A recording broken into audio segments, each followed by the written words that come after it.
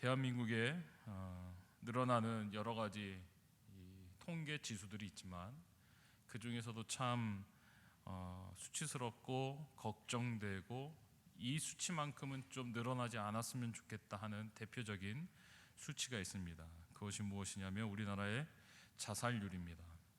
사람들이 스스로 목숨을 끊는 이 자살률로 따지면 우리나라는 현재 급격하게 늘어나고 있고요. 1990년도에 통계청 자료에 의하면 1990년도에 자살률이 19.0% 정도였다면 지금 자살률로 따지면 인구 1000만당 이 자살률로 따지면 지금 약 35에서 40% 정도를 증가했다고 잡고 있다고 합니다. 1990년도에 비해서 약 5배 이상 늘어나고 있는 그런 엄격한 자살률의 많은 증가를 우리가 보고 있는 그러한 상황 속에 있습니다. 삶을 포기하는 사람들이 늘어나고 있는 이러한 세상을 우리가 같이 살면서 참 굉장히 많은 사람들이 현재 우리의 이러한 상황을 걱정하고 있고 어떻게 하면 이런 상황들이 바뀌어질 수 있을까 고민하고 기도하는 많은 분들이 있는 줄로 압니다. 이런 자료들을 제가 접하고 이렇게 찾다가 재미있는 자료를 하나 찾았는데요. 한 청년이 남자였던 것 같습니다.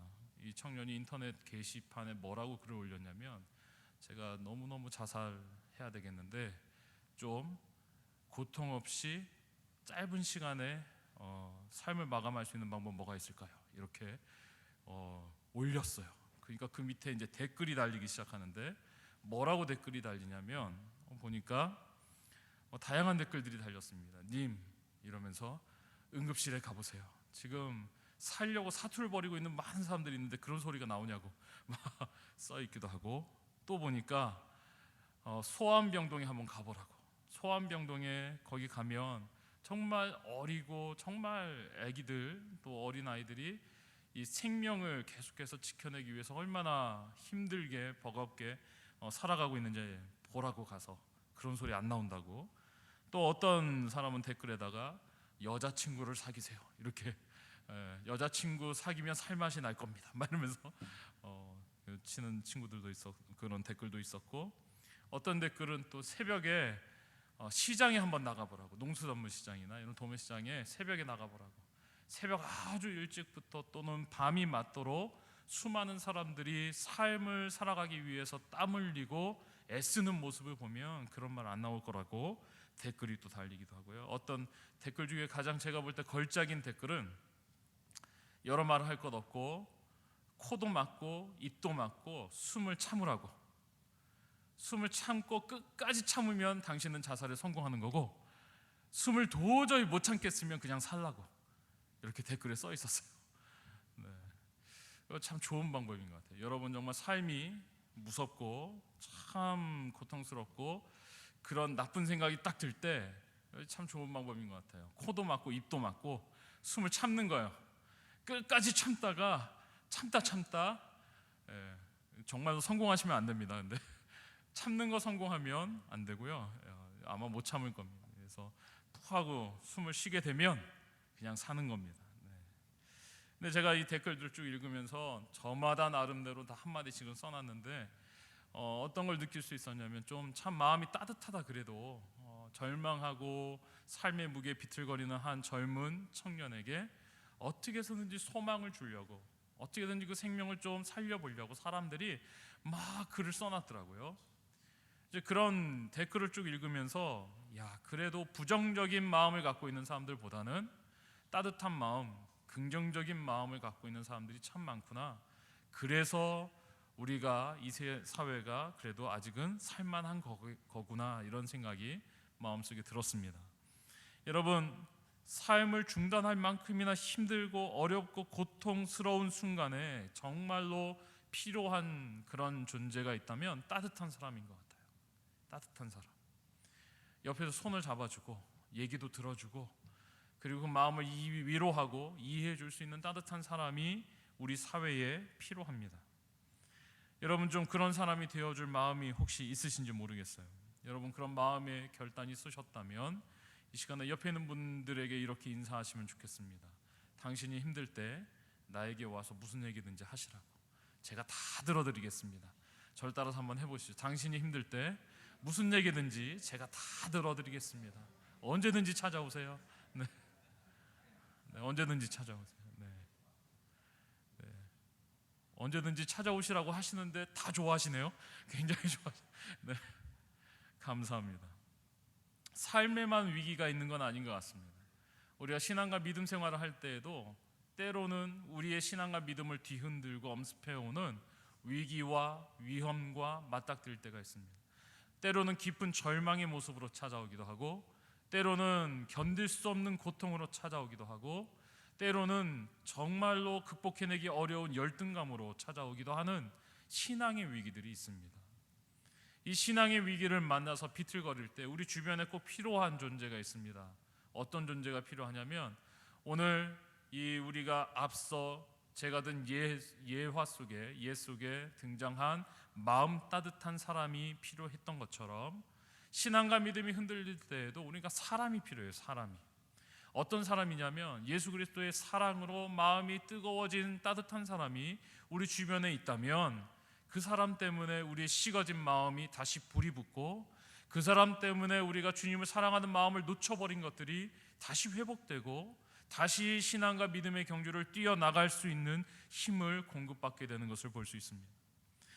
저는 사랑하는 이 자리에 있는 모든 분들이 하나님 앞에서 마음속에 끝까지 신앙과 믿음의 경주를 완주할 수 있는 이 뜨거운 사랑을 가진 그런 인생을 사시게 되기를 주님의 이름으로 축원합니다. 오늘 말씀 속에서 우리는 아주 심각한 위기와 어려움 속에 있는 제자들을 만납니다. 여러분이 제자들의 면모를 여러분들이 잘 알고 계십니다. 오늘 말씀에 보면 이들이 누구라고 기록하고 있냐면 상당히 유력한 사람들인데요, 시몬 베드로와 또 도마와 나다나엘과 세베대의 아들들과 또 다른 제자 둘이, 이들의 면모를 가만 보면 이들은 예수님을 따르는 허다한 무리들 속에 속해 있던 사람들이 아니라 예수님 아주 가까이에서 예수님과 함께 대화하며 예수님과 함께 그 길을 걸어가면서 함께 이적과 함께 말씀을 체험했던 그런 사람들입니다. 수많은 따르는 무리들의 수준이 아니라 예수님이 특별히 지명하여 부른 제자의 삶을 3년 동안 훈련받았던 사람들입니다. 그런데 오늘 말씀은 뭐라고 기록하냐면 이들이 고향으로 돌아갔다고 기록합니다. 오늘 말씀해 보니까 시몬 베드로가 나는 물고기 잡으러 가노라 이렇게 선언합니다. 그러자 다른 사람들도 어떻게 했다고요? 다 따라갔습니다. 제자들 중에 오늘 우리가 등장하는 이 사람들의 숫자를 세보면 적지 않은 사람들인데, 이 사람들이 원래 하던 일, 자신의 일상, 자신의 삶이 원래 있던 그 자리로 돌아갔습니다. 그 자리로 돌아가서 그들이 하고 있는 일이 지금 무엇이냐면 제자의 삶을 사는 것이 아니라 이전에 자신이 가졌던 색업에 다시 돌아가서 고기 잡으면서 자신의 삶을 계속해서 영위해 나가고자 고향으로 돌아가게 되는 것을 볼 수 있습니다. 그렇게 돌아가서 삶을 살아나가고 있을 때에 그날도 여느 날과 다르지 않은 어느 날, 오늘 말씀을 보니까 이상하게도 그날은 하루 종일 고기를 계속해서 잡으려고 노력했지만 오늘 말씀에 보니까 아무것도 잡지 못하였다고 기록하고 있습니다. 밤이 맞도록 그물을 내리고 올리고를 계속 반복했지만 아무것도 못 잡았습니다. 날이 점점 동이 터오기 시작했어요. 동이 터오기 시작하는 그때에 예수님께서 바닷가에 쓰셨는데 아무도 예수님인지 몰랐다고 성경은 기록하고 있습니다. 그 순간에 예수님께서 뭐라고 이야기하십니까? 얘들아, 너희에게 고기가 있느냐? 물어보셨어요. 우리 고기가 한 마리로 못 잡았다고 이야기합니다. 그러자 여러분 많이 보던 사건 아닙니까? 우리가 이미 이전에 이런 비슷한 사건이, 똑같은 사건이 있었다는 거 알고 있습니다. 예수님 뭐라고 말씀하시죠? 오른편에 그물을 던져라. 지금까지 오른편에 그물 안 던져봤겠습니까? 오른편, 왼편, 앞, 뒤 다 그물 던져봤겠죠. 밤새도록 그물을 던지고 그물을 걷어 올렸으면 어느 방향 하나 그물 던지지 않은 방향이 없었을 거예요. 그런데 오늘 말씀은 뭐라고 얘기하냐면 예수님께서 오른편이라고 지명하시자 그 말씀에 순종해서 오른편에 그물을 던지고 물고기가 많아서 그물을 도저히 끌어올릴 수 없을 만큼이나 고기를 잡았습니다. 여러분, 이쯤 이야기가 진행이 되면 여러분 무엇을 떠올리셔야 하냐면 제자들이 처음 예수님을 만나던 그날에 예수님과 제자들 사이에서 있었던 일과 똑같은 일이 지금 일어나고 있는 거예요. 지금 이 사건은 현재 일어나고 있는 일입니다. 지금 현재 현실 속에서 일어나고 있는 일이에요. 그런데 이 사건이 무엇을 우리에게 기억나도록 만드냐면, 제자들에게 있어서 특별히 무엇이 기억났냐면, 이 사건을 똑같이 경험하는 제자들에게는 과거에 그들이 처음 예수님의 부름을 받았을 때 그때의 그 당시를 생각나도록 만들었습니다. 당연히 이 일을 경험하고 난 제자들은 그들에게 오른편에 그물을 던지라고 하신 분이 누구라는 사실을 깨달았을까요? 예수님이구나 라는 것을 깨달았어요. 예수께서 사랑하시는 그 제자가 베드로에게 이르되 주님이시라 하니 그 말을 듣자마자 베드로가 벗고 있다가 주님이라 하는 말을 듣고 겉옷을 두른 후에 맨몸으로 뛰쳐나갈 수가 없으니까 그가 바로 바다로 뛰어내려가지고, 그리고 아마도 정신없이 뛰어가서 예수님 앞에 엎드렸을 것입니다. 다른 제자들은 물고기들을 수습해가지고 이제 뭇에다가 배를 붙이고 육지에 다 같이 올라와 봤더니 육지에 무엇이 있습니까? 예수님께서 무엇을 피워 놓으셨어요? 예수님이 장치해 놓으신, 데코레이션 해 놓으셨는데 이미 거기에 무엇이 이글거리면서 타고 있었냐면 숯불이 타고 있었습니다. 지금 이들이 경험하고 있는 사건 하나하나 속에서 등장하는 소재들은 아무 이유 없이 등장하는 것이 아니라 이들이 과거에 경험했던 그들의 예수님과 함께 했던 사건들을 계속해서 떠올리는 소재들이 계속 사용되고 있는 걸 볼 수 있습니다.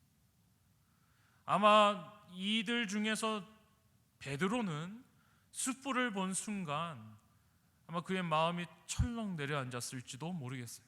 왜냐하면 그가 제사장의 뜰에 들어갔을 때 예수님이 잡혀 돌아가시던 그날 밤에 그는 신문 받으시는 예수님을 보고자 그 뜰 안에 들어갔지만 그 숯불, 타오르는 숯불 옆에서 불을 쬐면서 몸을 녹이고 있는 사람들 가운데 계집종이 예수님을 따르는 사람이라고 베드로를 딱 집어서 겨냥해서 지적했을 때 베드로는 자기는 예수를 모른다고 3번이나 부인하며 예수님을 저주했던 경험이 있기 때문에 그렇습니다. 너무 그렇게 그 사건을 정확하게 딱 재현했다고 얘기하기는 힘들겠지만 다른 어떤 누구도 느낄 수 없는 그런 기억이었겠지만 베드로에게는 그 숯불이 그냥 숯불로 보이지는 않았을 것입니다. 뿐만 아니라 예수님께서 조반을 차려놓고 계셨어요. 근데 조반의 메뉴가 뭡니까? 오늘 떡을 구우셨고 물고기를 주셨습니다. 고기를 주셨어요. 떡과 고기는 오늘 이 제자들에게 있어서 잊을 수 없는 주제 재료들입니다. 왜냐하면 예수님이 5,000명을 먹이시는 그 들판에서 떡과 물고기를 가지고 5,000명을 다 먹이신 뒤에 12광줄이나 남는 놀라운 일을, 그때 수많은 사람들이 환호하며 정말 금방이라도 예수님이 이스라엘의 왕이 될 것 같은 그러한 확신과 감격과 흥분을 그들이 느낄 수 있었기 때문에 그렇습니다. 그 들판에서, 그 자리에서 그들이 경험했던 그 놀라운 감격과 흥분이 다시 되살아나도록 만들어주는 그런 소재예요. 여러분, 오늘 말씀을 가만히 살펴보면 이 말씀 속에서 계속해서 등장하는 재료들이 하나같이 과거에 그들이 예수님과 함께 했던 그 시절을 계속해서 생각나도록, 과거에 예수님과 함께 했던 그때의 흥분과 감격, 놀라웠던 사건을 추억하도록 만드는 소재들이 계속해서 등장하고 있어요. 때로는 이들의 실패, 때로는 그들이 경험했던 놀라운 기쁨, 때로는 그들이 처음 시작했을 때의 그 감격과 설레임이 기억나도록 예수님께서 이 모든 상황 속에서 역사하고 계시는 것을 볼 수 있습니다. 근데 여러분, 오늘 이렇게 과거를 떠올리는 많은 장치들을 경험하면서 제자들의 마음속에는 어떤 생각이 들었을까요? 여러분이 만약 제자들이었다면 그 디베랴 바닷가에서 예수님 앞에 예수님이 차려놓으신 조반을 먹으면서 그 숯불 앞에 앉아서 예수님과 마주대야 하는 그 순간에 여러분의 마음속에는 어떤 생각이 들었겠습니까? 어떤 생각이 마음을 채우기 시작했을까요? 성경은 여기에 대해서 명확히 무엇이라고 말하고 있지는 않지만 만약에 제가 제자들의 상황이었다면 저는 예수님 앞에서 제 자신이 자꾸만 돌아보아졌을 것 같습니다.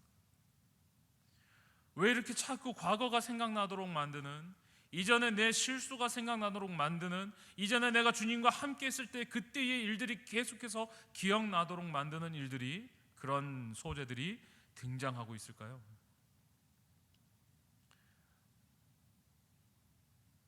과거를 돌아보는 이 모든 과정들은 결국은 현재의 나를 설명하는 가장 중요한 설명의 소재가 되기 때문에 그렇습니다. 과거를 생각하면 생각할수록 과거에 내가 주님을 따랐던 그때의 제자 된 내 삶을 가만히 붙잡고 들여다보면 들여다볼수록 그 제자의 길이 중단되어져 버린 현재의 내 모습이 분명하게 예수님 앞에서 떠오르기 때문에 그렇습니다. 과거의 사건들 속에서 내가 어떠한 삶을 살았는지, 그리고 그때 무슨 일이 있었는지 그때를 자꾸 생각나도록 만드시는 이유는 현재를 더욱더 정확하게 설명하기 위한 것입니다. 사랑하는 여러분, 과거가 없이 어느 날 뚝 떨어진 현재의 나는 없습니다. 약하면 약한 대로, 부족하면 부족한 대로, 잘났으면 잘난 대로 오늘 내 모습이 이 자리에 존재하는 이유는 과거에 내가 지나온 삶의 여정들이 있기 때문에 그렇습니다. 어떤 건 마음에 들기도 하고 어떤 건 마음에 들지 않기도 합니다. 어떤 건 자랑스럽기도 하고 어떤 건 창피하기도 합니다. 근데 오늘 그 모든 기억을 더듬고 나서 제자들이 지금 예수님과 마주대하고 있는 자신들의 현 주소가 어디입니까? 제자로서 훈련받은 그 3년 동안의 시간들을 반추하면서 지금 예수님과 만나고 있는 제자들의 현실의 주소가 어디에 있습니까? 부활하신 예수님이 부활하셨다는 사실을 듣기는 했지만 그들과 아무 상관없어서 그들은 자신들의 생업이 있는 곳으로 돌아왔거든요. 고기나 잡으면서 고기 팔아가지고 하루하루를 연명하며 살면 된다고 생각하고 그 자리에 머물러 있었거든요. 그들에게 주님을 따르는 제자의 삶은 이미 절대로 회복할 수 없는 상처로 남아있는 그러한 마음을 가지고 고향으로 돌아왔거든요. 이것이 제자들의 현 주소예요. 주님을 따를 수도 없는, 이제는 주님을 따른다고 말할 수도 없는, 과거에 제자였는지는 모르지만 예수님과 어떤 관계가 있는지 모든 관계가 끊어져 버린 그러한 현실에 자신의 현 주소를 제자들은 발견하고 있습니다. 그런 중단된 제자도의 길을 경험하고 있는 제자들에게 오늘 예수님이 찾아가십니다. 모든 회복은 예수님의 찾아가심으로 시작되는 것 같아요. 마치 예수님께서 예로 드신 탕자의 비유에서 회복의 역사가 아버지의 기다림으로부터 시작되는 것처럼 모든 회복은 하나님 아버지의, 예수님의 찾아오심과 기다리심과 용서하심과 긍휼하심으로 시작되는 것을 오늘 우리는 보게 됩니다. 오늘 이것을 우리의 삶에 적용한다면 무엇이라고 말할 수 있을까요? 저는 이 자리에 앉아있는 여러분들의 삶을 낱낱이 모릅니다. 여러분이 어떤 삶의 굴곡과 어떤 삶의 문제들을 가지고 이 자리에 앉아 계시는지 모릅니다. 저는 잘 모르는데 주님은 아십니다. 주님은 너무 잘 알고 계십니다. 그런 주님이 여러분을 만나고 계시다는 것, 그런 여러분의 삶의 현주소를 가지고 여러분이 지금 주님 앞에 서서 주님과 만나고 있다는 것은 여러분이 회복되어야 될 부분이 있다면 회복될 수 있다는 좋은 청신호라고 저는 확신합니다.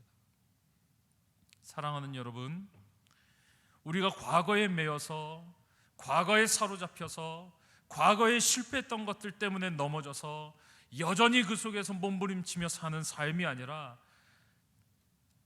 주님 앞에 새로운 기회와 새로운 삶의 여정을 떠나기를 소원한다면 오늘 제자들이 예수님을 만나고 있는 이 상황 속에서 주님이 그들을 회복시키는 과정을 여러분 말씀 속에서 눈여겨 보시게 되기를 바랍니다. 오늘 주님이 제자들을 만나시면서 제자들에게 아주 중요한 질문을 던지세요. 이 제자들은 오늘 예수님께 조반을 잘 얻어먹었고 고기도 많이 잡았지만 사실은 이들의 실제 가장 정확한 모습은 밤이 맞도록 고기를 잡기 위해 노력해도 빈털털이 공허한 텅 빈 배를 가지고 돌아올 수밖에 없는 삶을 살고 있는 사람들이에요. 그런 그 사람들을 예수님이 만나 주시니까, 그런 그 사람들에게 예수님이 나타나셔서 질문하기 시작하시니까 그들의 삶이 바뀌기 시작하는 거예요. 뭐라고 질문하십니까? 오늘 그들에게 예수님께서 질문하시는 것은 여러 가지가 아닙니다. 딱 한 가지입니다. 딱 한 가지. 어떤 질문을 던지고 계시죠? 우리가 너무나 잘 알고 있는 질문의 내용이에요. 예수님이 베드로에게 3번이나 반복해서 똑같은 질문을 던지시면서 묻고 계세요. 똑같은 질문, 반복된 질문이 무엇입니까? 바로 내가 나를 사랑하느냐라고 질문하고 계세요. 저는 모르겠습니다. 이 사랑이 원어적으로 아가페로 쓰였는지 뭘로 쓰였는지 잘 모르겠어요. 근데 그것이 중요한 건 아닌 것 같아요. 예수님이 사랑이란 단어를 언급하시고 제자들에게 계속해서 사랑이라고, 내가 정말 사랑하냐고 묻고 계실 때 이 질문에서 가장 중요한 것은 반복되고 있는 이 사랑이란 단어라고 저는 생각합니다. 예수님이 제자들에게, 베드로에게 특별히 분명하게 듣고 싶으셨던 것은 주님, 내가 주님을 사랑한다는 고백이었습니다. 3번이나 반복해서 똑같은 것을 강조해서 질문하셨어요. 네가 어떤 능력을 가지고 있고 어떤 배경을 가지고 있고 어떤 조건 속에서 어떤 환경을 누리며 살고 있느냐를 물으신 것이 아니라 어떤 이력을 가지고 있고 어떤 능력 속에서 어떻게 너의 삶의 많은 것을 소유하고 살아가고 있는지를 묻고 계시는 것이 아니라 오늘 주님이 단 한 가지 계속해서 반복해서 계속해서 묻고 계시는 것은 사랑하냐고 묻고 계시는 거예요. 제자들과 예수님의 공식적인 관계는 제자와 스승의 관계가 맞습니다. 공식적인 관계가 이미 성립되어져 있지만 그 공식적인 관계가 무엇이냐를 확인하고 계시는 것이 아닙니다. 너의 중심 속에, 너의 마음 속에 정말로 이 순간에 너의 과거가 어떠하든지 너희가 어떤 길을 걸어왔든지 상관없이 지금 바로 이 순간에 네가 나를 사랑한다고 대답할 수 있냐고 묻고 계시는 거예요. 이것이 포기되어져 버린 제자도를 다시 회복하는 유일한 질문이에요. 이것이 내가 실패해버리고 이것이 내가 고통 가운데서 중지해버리고 낙심해버린 제자도의 길을 다시 힘을 내서 뛰어갈 수 있는 가장 중요한 질문이에요. 신앙과 삶에 있어서 정말 모든 것을 포기하고 내려놓고 싶을 때 우리가 기억하고 떠올려야 하는 질문이에요. 주님이 오늘 우리에게 묻고 계세요. 뭐라고 묻고 계십니까? 내가 정말로 나를 진실로 사랑하냐고 묻고 계세요. 네, 주님, 제가 주님을 정말로 사랑합니다. 베드로는 연속해서 3번이나 똑같은 질문에 사랑한다고 대답을 해야만 했습니다. 말씀을 보면 3번째 똑같은 것을 물으시니까 베드로가 머뭇거리면서 내가 주님을 사랑하는 것을 주님이 아십니다라고 반복해서 주님 앞에 대답합니다. 여러분, 예수님께 사랑한다고 고백했던 이 베드로는, 그리고 이 자리에 있던 모든 제자들은 부활하신 주님을 만나고 그 부활하신 주님을 사랑하는 자신들의 마음을 고백한 뒤에 자신들의 삶을 포기되지 않는 제자도의 길을 걷는 사람들로 헌신하기 시작합니다. 무엇 때문입니까? 사람들의 조건이 달라졌나요? 이 사람들의 마음과 경험이 달라진 겁니까? 아니에요. 똑같은 사람이에요. 오직 한 가지 달라진 게 있다면 이들이 예수님을 만나고 예수님 앞에 정말 분명하게 내가 주님을 사랑한다는 고백을 드린 뒤부터 이들의 삶은 완전히 바뀌었다는 거예요. 주님을 사랑하는 마음이 없이 주일 예배를 드릴 수 있습니다. 주님을 사랑하는 마음 없이 찬양할 수도 있고 말씀을 묵상할 수도 있습니다. 주님을 사랑한다는 고백 없이 얼마든지 봉사하고 얼마든지 사역할 수 있습니다. 그런데 오늘 주님은 우리에게 그렇게 지내지 말고, 그렇게 머물러 있지 말고, 그 상태로 그렇게 계속해서 텅 빈 삶을 유지하지 말고, 너의 중심에 정말 나를 향한 사랑이 있냐고 다시 우리에게 묻고 계시는 것입니다. 사랑하는 여러분, 오늘 우리의 마음속에 이 마음이 회복되기를 간절히 소원합니다. 사랑한다고 대답하기 시작하는 그 순간부터 참된 제자도가 시작되는 겁니다. 주님을 사랑하기 때문에 내 삶에 못할 게 없는 거예요. 주님을 사랑하기 때문에 내 삶의 조건이 만족스럽지 않아도 계속해서 제자도를 걸어갈 수 있는 거예요. 주님을 사랑하기 때문에 내가 원하는 목표를 이루지 못해도 내 삶의 의미를 찾고 기쁨을 찾고 하나님을 찬양하며 내 삶을 하나님 앞에 맞추어 갈 수 있는 거예요. 저는 그러한 주님의 제자들이 혜성교회에 든든하게 서 가기를 간절히 소원합니다. 하나님께서 오늘 우리를 부르시는 이유가 오늘 주님의 말씀 속에서 등장합니다. 그렇게 사랑한다고 고백한 베드로에게 예수님께서 3번이나 반복해서 뭐라고 사명을 주시냐면 내 양을 먹이고 내 양을 치라고 말씀하세요. 내 양을 먹이고 내 양을 치라고 말씀하세요. 예수님 앞에 제자도를 회복하고 다시 그 길을 걷기 시작하며 주님을 사랑한다고 고백한 사람은 반드시 무엇을 하는 사람이라는 것입니까? 양을 치고 양을 먹이는 사람이라고 오늘 본문 우리에게 보여주고 있습니다. 사랑하는 여러분, 주님께 베드로처럼 주님이 오늘 우리에게 오셔서 내가 나를 정말 사랑하냐고 물으신다면 여러분, 내가 주님을 정말로 사랑합니다 이렇게 대답하실 수 있으십니까? 주님, 내가 정말 주님을 사랑합니다 라는 대답을 예수님께 드리실 수 있습니까? 그렇다면 여러분, 그 다음 예수님의 권면도 들으셔야 합니다. 주님께 사랑한다는 고백을 드릴 수 있다면 그 다음에 주님이 당부하시는 것을 들어야 돼요. 내 양을 먹이고 내 양을 치라는 주님의 음성을 들어야 돼요. 많은 사람들이 찬양하면서도 주님 사랑합니다 고백하고 기도하면서도 주님 사랑합니다 고백하지만 정말로 우리의 마음과 정말로 우리의 마음에 가장 소중한 것이 영혼을 향해 쏟아지고 있는가를 묻는다면 여기 자신 있게 대답할 수 있는 사람들이 그리 많지 않은 것 같습니다. 그런데 오늘 본문은 내 양을 먹이고 내 양을 치는 일에 헌신하지 아니하고 그것에 자신의 삶을 쏟지 아니하면 주님을 사랑하는 고백이 아니래요. 어떻게 주님을 사랑한다는 고백은 드리면서 주님이 맡기신 양을 치고 양을 먹이라는 이 말씀엔 순종하지 않을 수 있을까요? 가능할 수 있을까요? 오늘 이 시간에 여러분 고민하셔야 됩니다. 여러분이 치고 여러분이 먹이셔야 하는 양은 어디에 있습니까? 여러분이 우리가 함께 치고 우리가 함께 먹여야 하는 영혼들은 어디에 있습니까?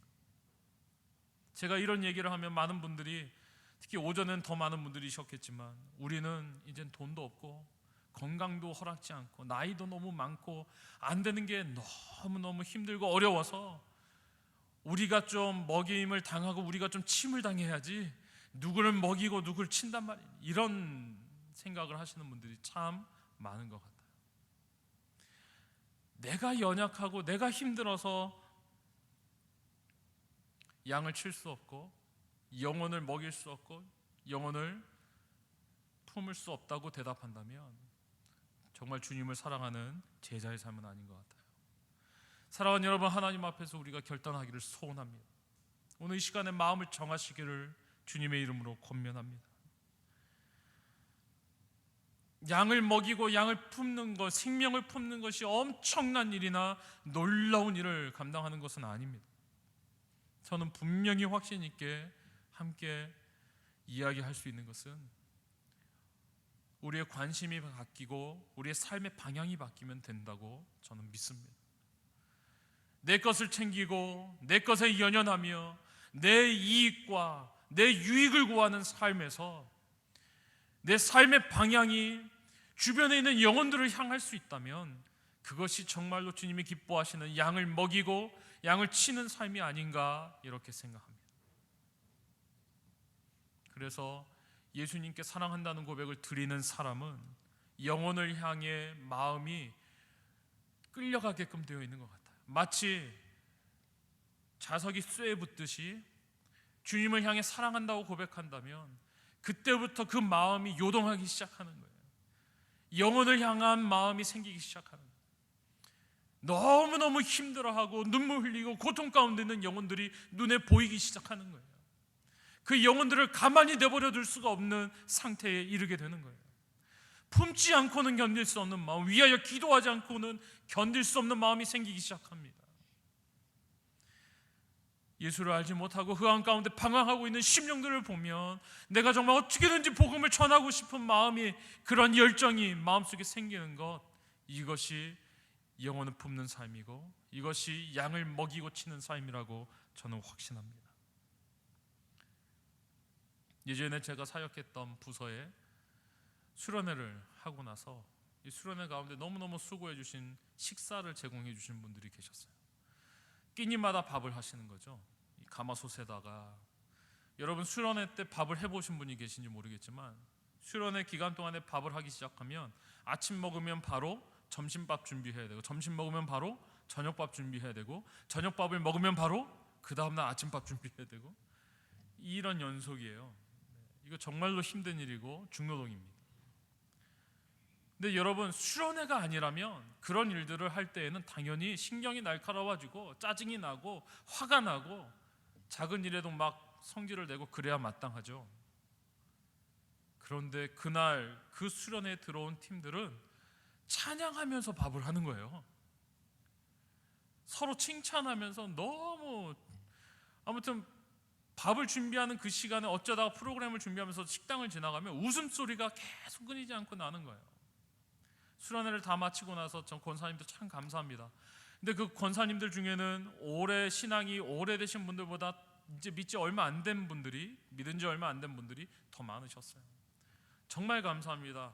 제가 인사드리고 이렇게 식사를 같이 나눴는데 권사님들이 하나같이 하시는 고백이 뭐냐면, 내가 이날 이때까지 살면서 우리 집 애들이나 밥 먹이다가 내 삶이 끝날 줄 알았는데 참 내가 예수 믿고 출세했다고.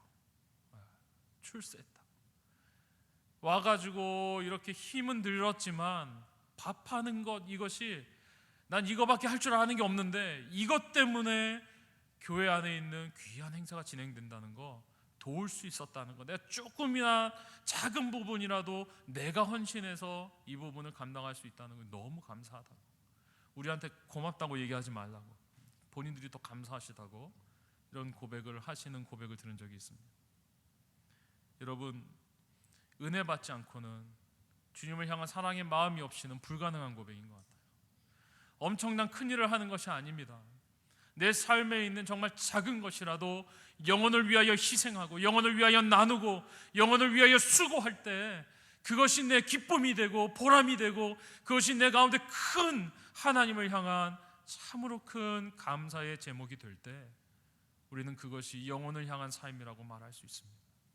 사랑하는 여러분, 하나님 앞에서 그 마음 회복하고 그 중심 회복해서 하나님이 기뻐 사용하시는, 하나님께서 명령하신 제자의 길을 끝까지 완수하는 복된 삶을 우리 모두가 함께 살아가게 되기를 간절히 소원합니다.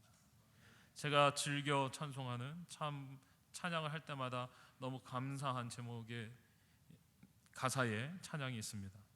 이 찬양의 가사가 어떻게 되냐면요, 오직 주의 사랑에 매어 내 영 기뻐 노래합니다. 이 소망의 언덕 기쁨의 땅에서 주께 사랑드립니다. 오직 주의 임재 안에 갇혀 내 영 기뻐 찬양합니다. 이 소명의 언덕 거룩한 땅에서 주께 경배드립니다.